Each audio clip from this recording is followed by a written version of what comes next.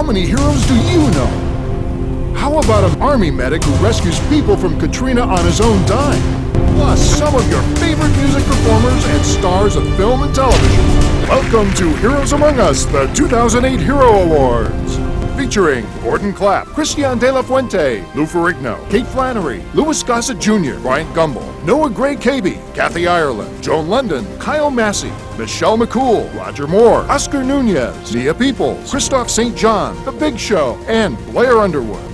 And our distinguished honorees. And now, for years he played a superhero himself on the hit TV show Lois and Clark, The New Adventures of Superman. Ladies and gentlemen, here's your host for this evening, Dean Cain. Thank you very much. Good evening and welcome to the 2008 Hero Awards.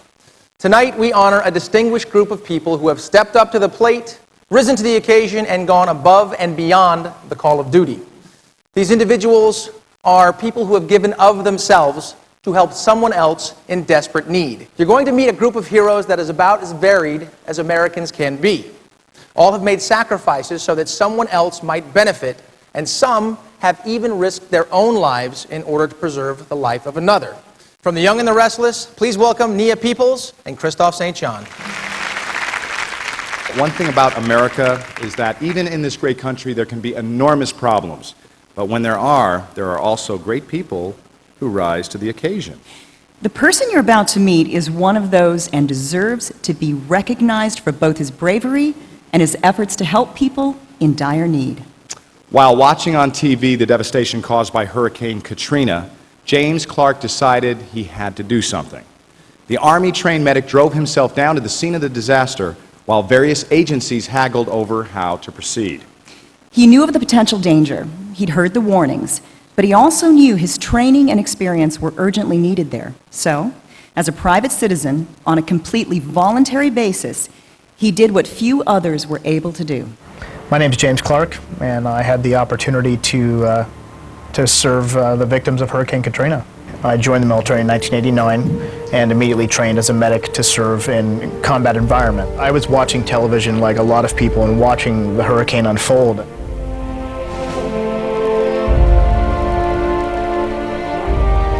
I have a family that I have to be responsible for. I asked myself, what's a person's life really worth? Is it really a big deal to throw some supplies, some gas, and my time on a credit card? I just decided that there was no other choice.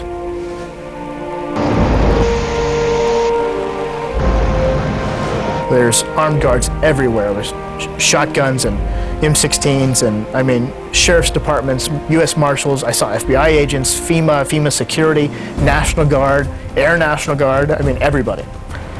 So I ended up linking up with this colonel after overhearing them talking about trying to plan to go down to the convention center to provide some help. So we get down there, we're the first major convoy, and the place is just wiped out. I mean, people are everywhere trying to get support. I mean, thousands and thousands of people.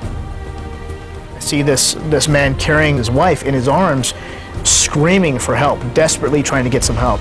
So I grabbed my aid bag, jumped out of the vehicle, and I started running down the street towards this guy to help. Now I get there, and this woman's truly in a bad state. So we give her an IV and we stabilize her, and of course they medevac her out. There was a little girl who needed milk. Her mom was drying up as a result of dehydration. Didn't have proper supplies to be able to provide the mom. MREs and water were just starting to come in.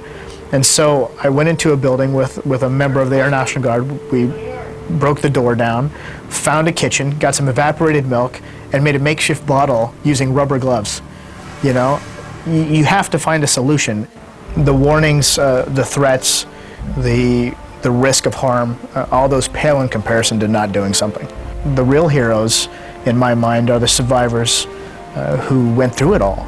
The people who had no food and had no water and just made the best of it and took care of their families and their friends. I mean, those are the real heroes. Ladies and gentlemen, it is our pleasure to introduce to you James L. Clark.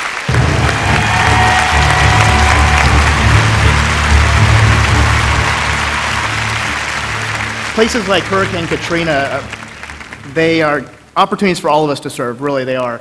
But I think they sometimes overshadow the fact that we also have the opportunity to serve wherever we're at. We all have the opportunity to get involved in our local community and make a difference. And I hope the stories tonight really inspire you to do that, because that's what's important. All it takes is for you to make a choice. And one person really can make a difference. Thank you.